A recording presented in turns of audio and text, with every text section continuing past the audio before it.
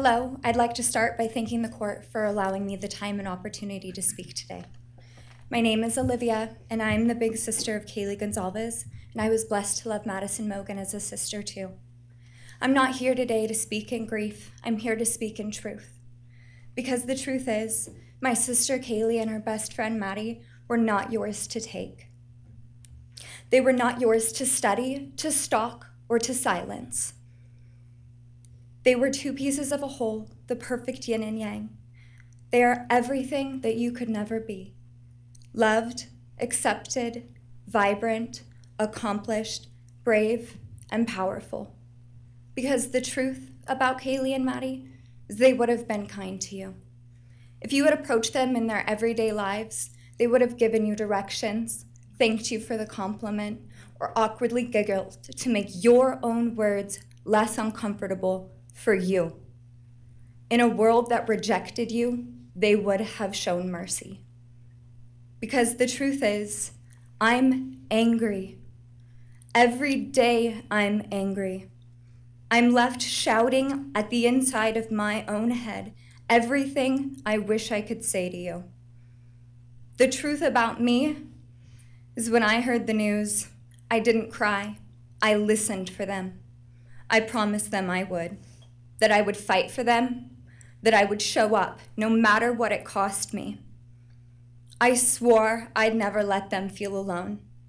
Because you see, I've always been their heavyweight.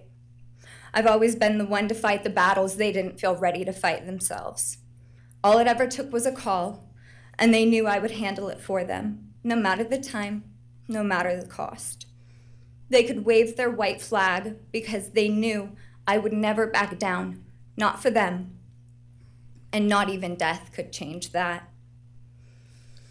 Somewhere along the line, I started to think about what I would say to them if I was given just one last chance. If I could gather enough heartbreak or love or sacrifice or whatever it took to get just one message across, what would I say? Throughout this entire process, I've written my feelings down at every moment, my wishes, my love, my denial, my anger. And as one final act of love, I'd planned to read these thoughts, even jarring and discombobulating and not even making sense. Because for me, that was true love. As bare and as naked as it could be, not laced in pretty words or dressed for the occasion, but written through bleary eyes at 2 a.m. with clenched fists, angry at this reality. My true final act of love was to continue on without them, for them. That dream to read aloud my love to them, to bring meaning through pain, was the latest blow in realizing you don't deserve it. And Kaylee and Maddie don't need it. Kaylee and Maddie have always known my love, and they would never ask me to prove it by further victimizing myself to a defendant who has shown no guilt, no remorse, no apprehension. They would say to me, "Why would you give the satisfaction of showing vulnerability now? You promised you would never back down." And for that clarity, I'm thankful. I won't stand here and give you what you want. I won't offer you tears. I won't offer you trembling.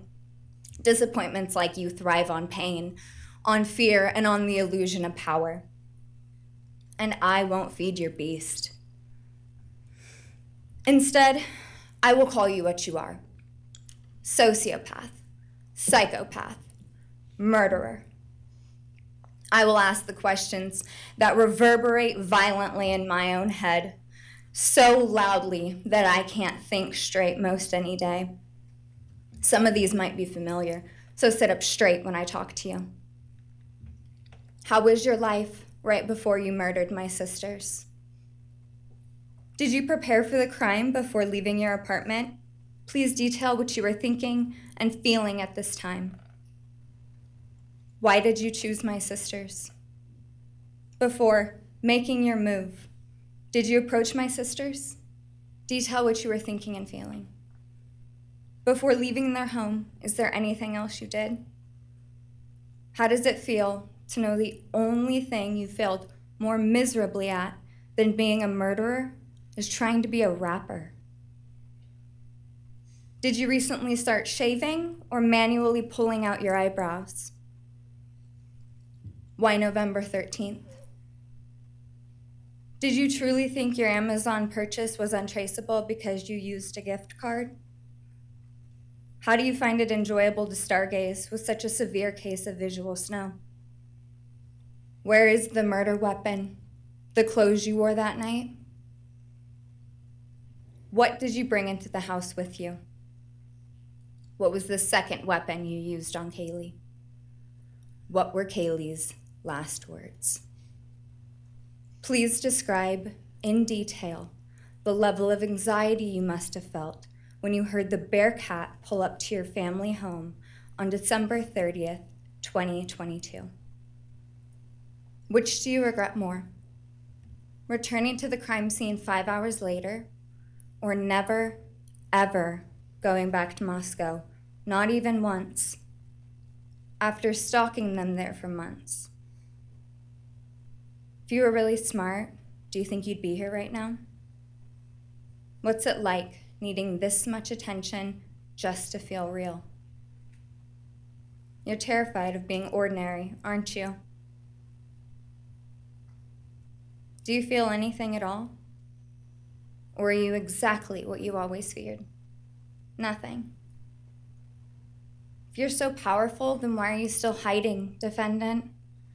You see, I'm here today as me. But who are you? Let's try to take off your mask and see.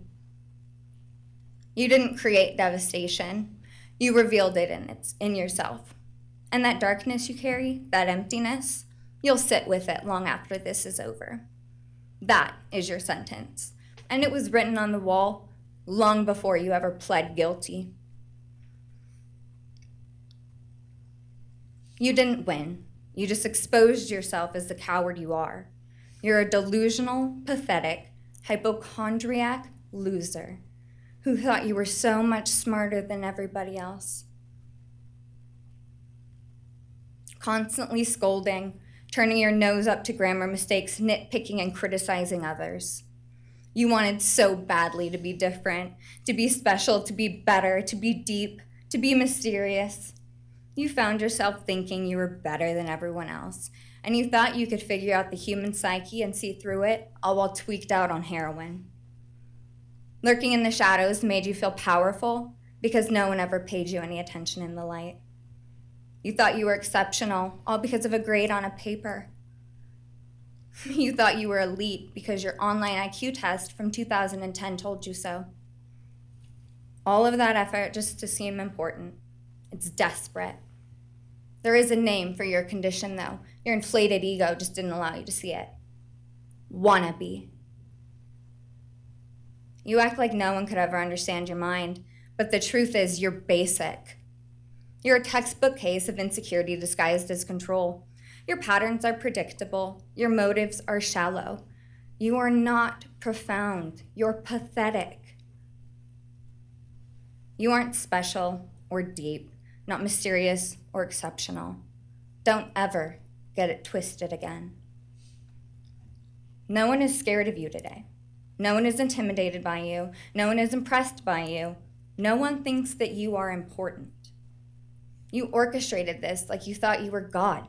Now look at you, begging a courtroom for scraps. You spent months preparing, and still all it took was my sister in a sheath. You work so hard to seem dangerous, but real control doesn't have to prove itself. The truth is, the scariest part about you is how painfully average you turned out to be. The truth is, you're as dumb as they come. Stupid, clumsy, slow, sloppy, weak, dirty. Let me be very clear. Don't ever try to convince yourself you mattered just because someone finally said your name out loud. I see through you. You want the truth? Here's the one you'll hate the most. If you hadn't attacked them in their sleep, in the middle of the night, like a pedophile, Kaylee would have kicked your fucking ass. Thank you. Thank you.